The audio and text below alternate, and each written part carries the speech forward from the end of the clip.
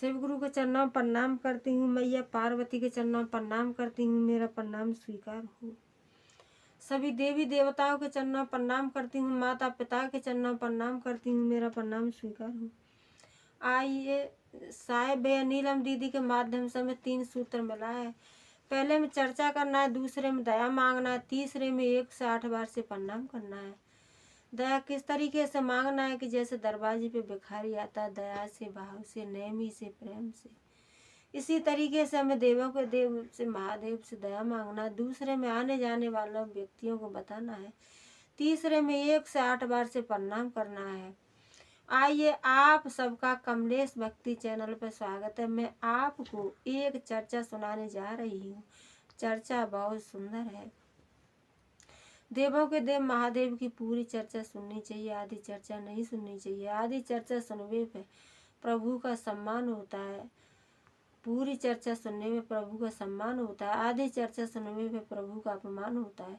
इसीलिए कभी भी पूरी ही चर्चा सुननी चाहिए, आधी नहीं चर्चा सुनना चाहिए। 2 पति पत्नी थे तो उनके पास और कोई भी चीज का कमी नहीं था और अपने भगवान का बड़ा पूजा पाठ करते थे। सभी देवी देवताओं का पूजा पाठ करते थे। तो उनके पास कोई भी पुत्र नहीं, कोई संतान ही नहीं थी। तो न संतान की वजह से और दोनों बड़े कष्ट में रहते थे और बड़े मुसीबत देखते थे। कहते थे कि हे भगवान, हमारे पास गाड़ी घोड़ा सब कुछ है, लेकिन हमारे पास एक कोई संतान नहीं है। हे प्रभु, कोई संतान नहीं है। तो इसी बात को लेकर के और बड़ा जो है दुखी रहते थे, बहुत चिंतित रहते थे। तो एक दिन जो है वो राजा वो थे जो है पति उनके, उन्होंने कहा कि एक बच्चा अनाथ आश्रम से लेकर के आता हूँ तो हमारे घर में खुशी आ जाएंगी।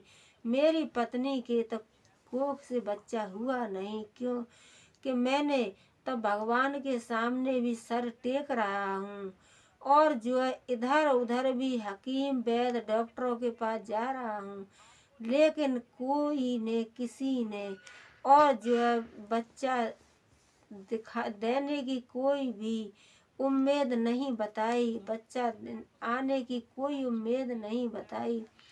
तो उन्होंने अनाथ आश्रम से और जो एक बच्चा लेकर के आए तो उसी बच्चा को बड़े प्रेम से, बड़े लाड से, बड़े प्यार से बड़ा किया और जो उस बच्चे को बड़ा करके और जो है उसको बाहर पढ़ने के लिए भेज दिया। और दोनों थे अपने भगवान के परम प्रिय भक्त थे प्रभु के, तो प्रभु के ऊपर बड़ा विश्वास रखते थे। इसी तरीके से जीवन चल रहा था और धीरे धीरे बेटा बड़ा हो रहा था। तो दोनों बड़ी खुशी मनाते थे कि हमारे एक पुत्र है और हम अपने पुत्र की शादी ऐसे करेंगे, वैसे करेंगे। और जो है बड़े अपने सपने सजाते थे, अपने ख्वाब देखते थे कि अपने बेटा को हमको ये करना है, ये करना है, वो करना है।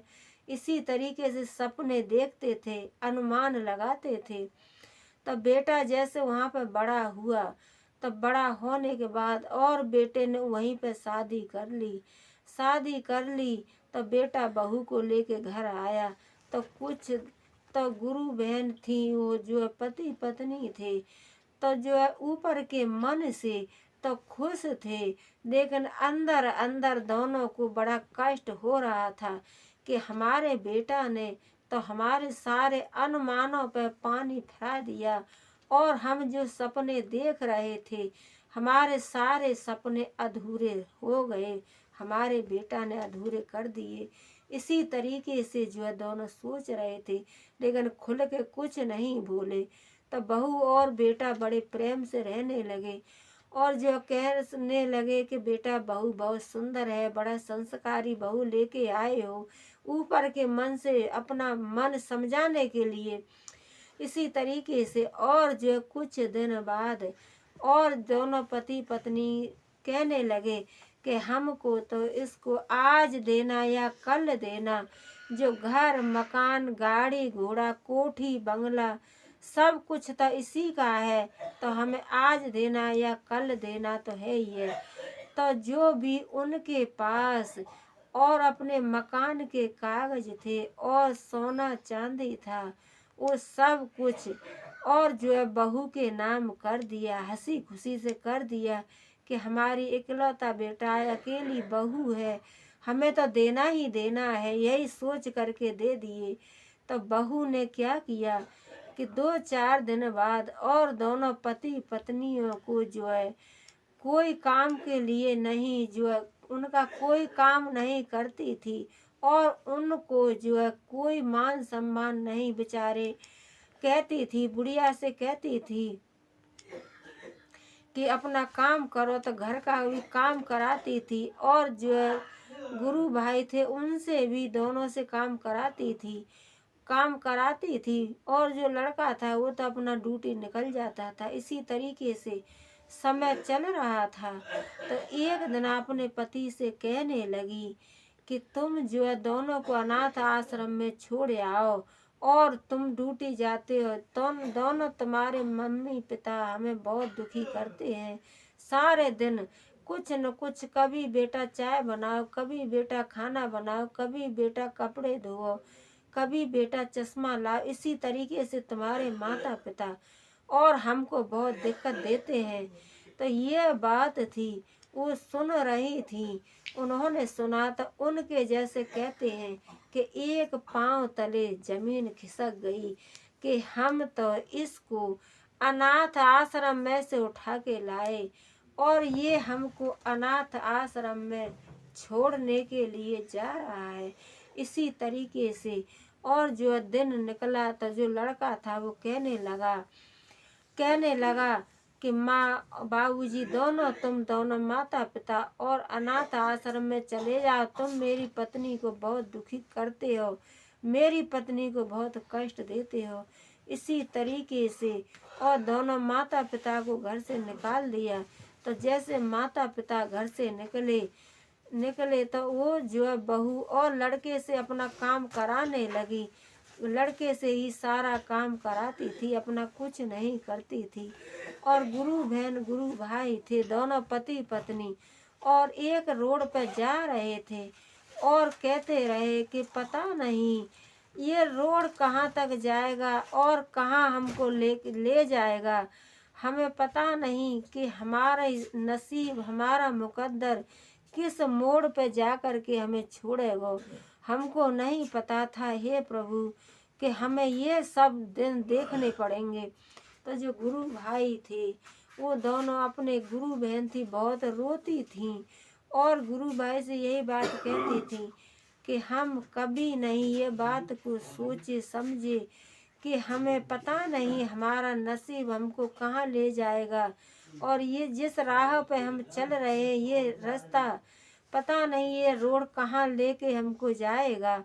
इसी तरीके से जा रहे तो चलते चलते थक गए तो एक जगह बैठ गए और अपना प्रभु का ध्यान करने लगे, 3 सूत्र का पालन करने लगे। इतने में 4 पहियों की गाड़ी आई और उसमें से और एक बहू और एक लड़का उतरे। बहू लड़का उतरे और कहने लगे कि तुम दोनों किस लिए रो रहे हो, माता पिता क्यों रो रहे हो। तो वो कहने लगे बेटा हम नहीं रो रहे हैं, हम तो एक राही हैं, हम तो एक रास्ता गिर हैं। तो बहू न मानी। तो बहू उसको बता दिया और कहने लगी कि माता पिता दोनों मेरी गाड़ी में बैठो, मेरे न सास हैं न मेरे ससुर हैं और मैं दोनों की सेवा करूँगी। तो उन्हें गाड़ी में बैठा करके लेके चले गए और जा करके उन्हें अपने घर में रख लिए और जो वहीं पर मंदिर था तो अपना पूजा पाठ करते थे। इधर जो गुरु बहन का बेटा था अनाथ, वो उसकी बहू से परेशान करने लगी तो वो भी उन दोनों को और जो खोजने के लिए निकला। तो खोजते खोजते उसी रास्ता पर चल रहा था तो पहुँचते पहुँचते उसी मंदिर में पहुँच गया और गुरु बहन गुरु भाई दोनों पूजा कर रहे थे।